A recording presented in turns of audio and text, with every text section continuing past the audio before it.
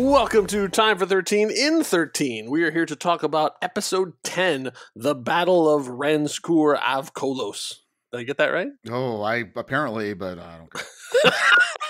With me as always is Rob. Hey, what's going on? Hey, so here we are. We've gone through it. This is episode 10, the last episode of the series for the 13th Doctor. It's really unbelievable. I mean, I'm amazed. Like, this went fast. Yeah, it really did.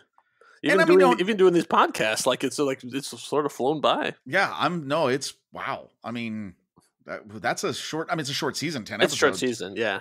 But I'm still amazed. Like, okay, that really did just fly by.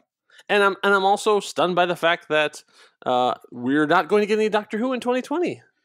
Until 2020. Until 2020, you're going to get one episode in 2019, which we'll talk about probably near the end. After the end. But yeah, I mean, this is this is it. Like, in what other profession can you be like, nah, I just want to take a year off?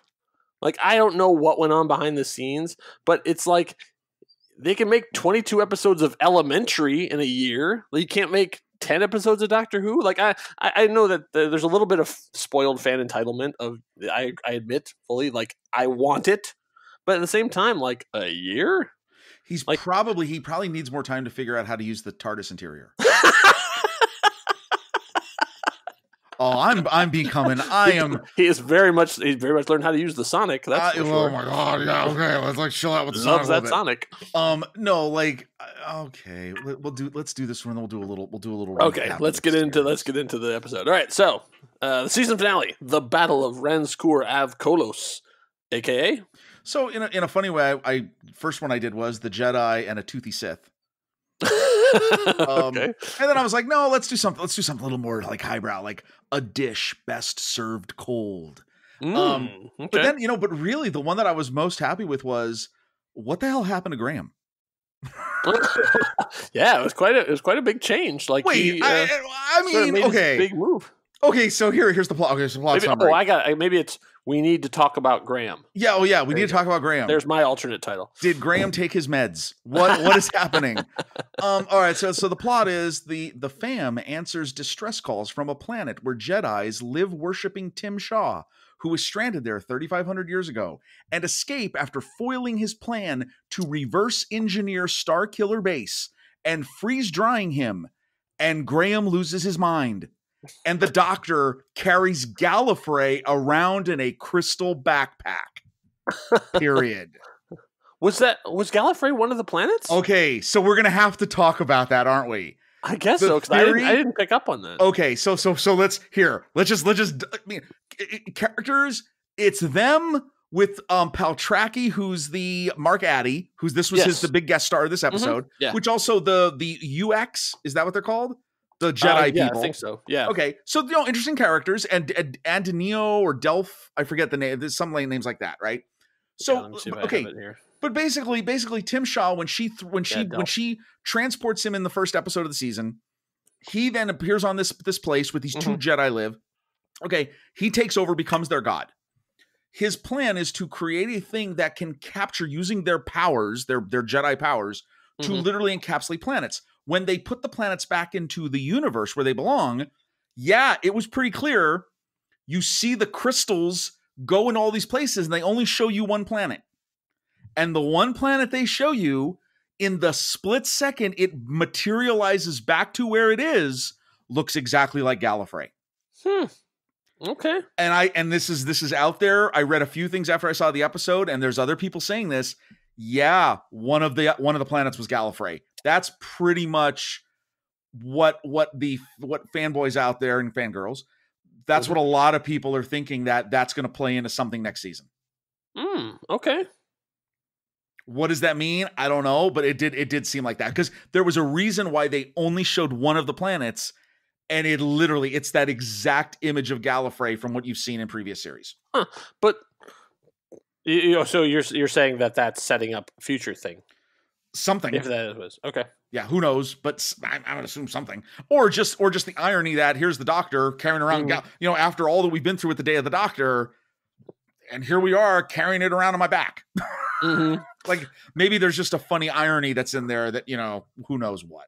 So in the last episode, you talked about how annoyed you were getting sort of in that it seems to be stuck in this sort of procedural format. Oh yeah, and I feel that a lot in this one, even more than the last episode. Because it's sort of like I was with the episode until about the halfway point.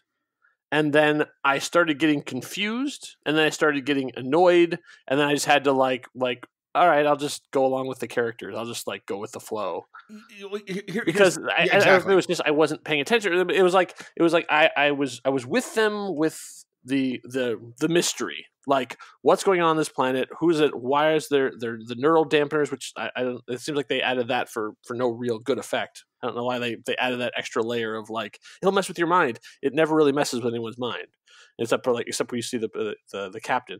And it seems like the whole reason they introduced that was just so the captain couldn't answer their questions. Yeah, that's true. Yeah. So, but at the time I was with it. So like what's happened to them? What happened to the thing? Who is this captain? Why? Paltraki, like what is his deal? And then going along and the Ux and the mystery and what's happening, what's in the crystal that's shaking, and all that stuff along, and then reveal like the big thing of like I know that voice, and it's Tim Shaw. Oh my god, it's the guy from the thing, and he's back and everything, and somewhere in the him not monologuing, like like this is the point where you monologue, him not monologuing. Then I started getting confused because I didn't understand what the sci-fi part was. Like, what is happening? What are we doing? Why are you capturing planets? For what end? Like, why are you still alive? Like, all these things like were starting to stack up, and they weren't being answered in I guess anime fashion, and it just really started to annoy me. So the opening, I got very, very excited because what did we get? TARDIS interior. Yeah, for a minute. Yes, and then I was sad. and then I was kind of excited because I was like, wow, that opening with the Jedi, that was a cool effect. Like the whole when he's doing his, and I'm sorry, I know I'm being oversimplifying this, the Jedi, but it's these monks, these people who are basically able to warp and move and manipulate matter with their minds. That was a really cool effect. I thought that was really neat. Yeah, it kind of I wonder why, if they're going to introduce two long-lived mystery races in the season, why would you connect them? Because I can't remember their names, but the ones who were back in India who were cataloging all of the dead people, I'm like, those also were supposed to be like one of the old races, long lived, and now you've introduced another old long lived race. Well, they're travelers. These people stay in one spot. There you go. That's the difference. Well, no, but like, so, and then here's the part. I mean, I'll just admit, because as we've talked about, I'm a huge fan of Graham. Sure. I guess you could make the argument that since he's seen Grace in the previous episode, but yet he got his closure, the whole thing that he turns into this raving, maniacal, revenge-filled killer, and so matter of fact about it. Yes, I honestly couldn't reconcile that. So the whole episode, I'm like, when they're walking and he looks at her, the doctor and him have this great. I'm like, okay, no, this is wrong. I don't get this. This is outside the character that I've grown to love over the 9 episodes. I don't understand where this is going, and especially after what happened in the last episode. And then in the end, he chickens out anyway. Yeah. It seems like that plotline would have been better for Ryan. Yes. But maybe they sat in the regime and went, yeah, everyone thinks we'll do Ryan. What if it's Graham? And everyone went, ooh. Oh, come on. That's so out of that character's, what that character is shown as his character. That's not it. And we'll get into some good stuff too, so we're not going to just harp on this whole thing. But while we're on the subject of complaining, in an episode of Tim Shaw and Stenza and Ux and all of these great sci-fi names, they really couldn't come up with anything but Sniper Bot. I mean, I know they're from the Ghost Monument, but like, really? I mean, like, you couldn't come up with even Cyberman is pretty lazy, but I mean, like, for the 60s, I guess. But, like, you couldn't come up with anything just like putting 2 words together. Like, I don't know. It's just like, come on. That was one of those, like, it was in the first draft and it just never got changed before they went. And then by the time they were in production, they're just like, eh. Well, okay, and you bring them back. back. I mean, come on. And honestly, the title of the episode, I mean, you're picking, you basically wrote the whole story and you said, hey, let's pick one of the obscure, really confusing sounding things of the episode, make that the title as misdirection, which that's a trend maybe that's coming in the New Year special. But, I mean, I don't know.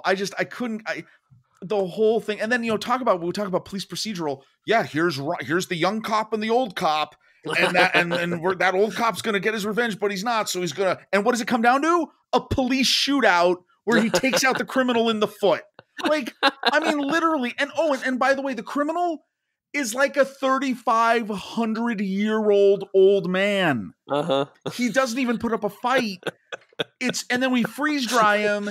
And what? I mean, the only good things about this episode was the concept of the Ux. I thought that was cool. I love the fact that we got the mention of towing Earth in Journey's End. Yeah, that was great. And Boomtown. Yeah, that was a great shout out. And there's also the Slithines. So I mean, that's cool. And I got to be honest, I had only one phrase of the episode. Her last phrase. None of us know for sure what's out there. That's why we keep looking. Keep your faith. Travel. Hopefully, the universe will surprise you constantly. That's it. That's literally all I had from the episode. That's true. Yeah. And I literally sat there when the episode ended. I went, could I literally, this is one of the weirdest experience I've ever had watching Doctor Who.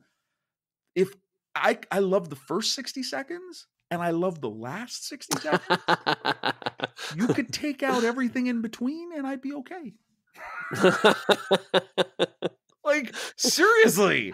Yeah, it's I get what they're going for. Like something went wrong on his teleport thing. I wish it would have been something that he had tried to do something and that caused it to happen, as opposed to just like whoopsie-doodle. Yeah. But why 7,000 years? Because like you put him back that far and he has all this time to do these things. Okay, like I get the TARDIS that eventually brings you there too, but like in 7,000 years. Neither of the Ux went, wait a minute. Well, 3,500 years. 3,500? Oh, right. Okay, I thought it was 7,000. No, okay, well, let's say so even... Yeah, 3,500, right? 3,000 years. 3,000 years. 3 millennia. 3 millennia, right. 3,000 years, not once. Even when the other person of your race is strapping you to a table, you're still like, nah, I'm still okay. Like, it just seems like that amount of time seems inordinate that it takes the Doctor to like convince them. They're just like, because when they're at 3,000 years, is she really going to be able to convince them? Yeah, that's true. That's a really good point. So like, and for no really good reason. Yeah, that needed to be that long. I mean, like you could have done this in a couple of years. And it would have been accomplished the same amount of thing. Like, sure, they would have done a lot, but you'd been like, oh, wow, they're really technologically savvy. They really have the power. But, like, you sort of, once you start thinking about that amount of time, you're like, that's all they did? Yeah. They only did 5 planets? This seemed really... It seems like this suffered from the end of season woes of just, like, they're, like, the train is rolling. Like, you really have to, like, and then... 7,000 years, and they it's having to get you time's running out, so you have to get it done. And speaking of which, hey, wow, what's going on? So yes, this was definitely it wasn't a bad episode. Like they obviously it was still better than It Takes You Away, which we wish they had taken away. But it, as a season ender, it was sort of like you kind of ended it. You're right, and it did have a great thing at the end of her speech. And like you're right. I mean, I'd say the last 5 mintes. Yeah, I would agree. It's a great. It's sort of like a all come together, sort of like all rally kind of thing. But I hope that the New Year's special has a lot more sort of oomph to it too, because as a season ender, this is kind of like, like it just sort of. It just ended up being kind of just a regular episode. Even though we brought Tim Shaw back and we sort of Graham dealt with his stuff and he and Ryan are on good terms, it was like, yeah, but if you look at any other season finale of any other season of Doctor Who since the reboot, like they kind of go big. Yeah. Well, okay. So and we're over on time, but we've concluded the episode. Oh, and I think what's our number? For end of the season. Yeah. What's our rating? I would say just for the like you said, the first one and last one, I would put it right in the middle at. Yes. So that'd be a 3 out of 5. Yeah, boy, fantastic's a little much, but yeah. I'll say I'm pretty good with Fantastic because it definitely was not. It had its. I had some moments, but the Graham character twist. That's horrible. No. Yeah. Okay, so let's first of all, series overall, it's good. Mm-hmm. I certainly. Do you want to do a season review, or you want to wait till? Let's wait. So let's talk about. Yeah, let's. We'll do a little overview of the last one. But one thing real quick to look forward to for New Year's. Yes. So the predominant theory, and this is not a spoiler because no one knows. It's just a theory, yeah. But I found the one thing that I found interesting is that there's a predominant theory that it's the Daleks. Oh, interesting. And because which I would think this is funny, is at the title of that episode is Resolution, with nothing else. Wouldn't it be funny if the episode started with a cold open? It's the Daleks, and then you realize that the title of the episode is Resolution of the Daleks. Oh, wow. And I think that actually would be real. I think that would be really cool. I mean, if that we're gonna find out. We're gonna find out, but I mean, I kind of hope. I actually really do hope it's something from the series. I mean, I hope they don't have to do anything new. I think now we should do something that is a little comfortable and some home cooking, and soothing, and that way it'll tie us over to 2020. Yeah, because now, it's gonna be a long year. 2020. Come on, what guys. How are we gonna survive 2019? There's a couple movies coming out this year next year that I think we'll be okay with. Oh, okay. I don't know what you're talking about. There's a couple little things happening. So that's a whole other podcast. That's a whole other thing. So anyway, it was like I said. I hope that I hope that Resolution resolves a lot of this kind of stuff, because I think as a season ender, this was pretty just middle of the road. Yeah, I totally agree. So I mean, like, once again, the production is great and the acting is really great, and like they're just the stories of the last couple ones have just not been up to par of the first start of the season. So they sort of have done the inverted triangle, just like started out really big and then sort of tapered off towards the end, which it happens. Yeah. So anyway, we ran over in time, but end of the season, we got a little extra. There's more to come. There's more to come. More to come. Right. So we will be back to talk about the New Year's special when that happens. So see you next time. Happy holidays. Yeah. Happy holidays, everybody.